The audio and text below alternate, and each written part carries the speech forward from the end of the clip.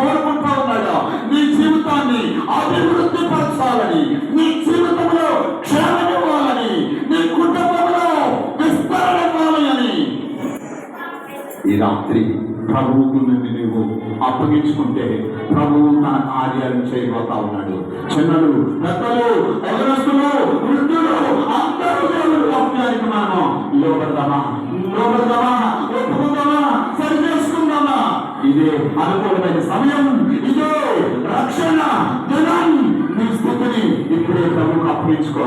ఎన్ని సంవత్సరాలు ఇది రక్షించబడటం అనేది ప్రాముఖ్యం కాదు, కానీ ప్రభువు ఇప్పుడే అప్పగించుకుంటే సమాధానపడుతూ నేను ప్రభువుకు అప్పగించుకుంటున్నానండి, ఒక నూతనమైన జీవితాన్ని జీవించాలనుకుంటున్నానండి, ఇక నేను ప్రభు కొరకు బ్రతకాలనుకుంటున్నానండి అన్న వాళ్ళు మీ కుడి చేతి పైకెత్తండి.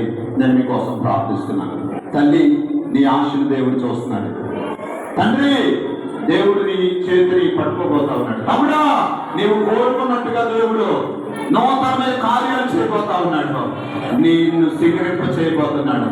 వేదనతో ఉన్నావు కదా, దిగులుతో ఉన్నావు కదా, మనశ్శాంతి లేకుండా ఉన్నావు కదా, బాధలు పడుతున్నావు కదా, నీవు ఎన్నో చూడకుండా ప్రయాణం చేస్తున్నావు కదా, నా దేవుడు నిన్ను చూస్తున్నాడు. ఈ రాత్రిని చేపట్టుకోబోతా ఉన్నాడు. దేవుడు నిన్ను వాడుకోబోతా ఉన్నాడు.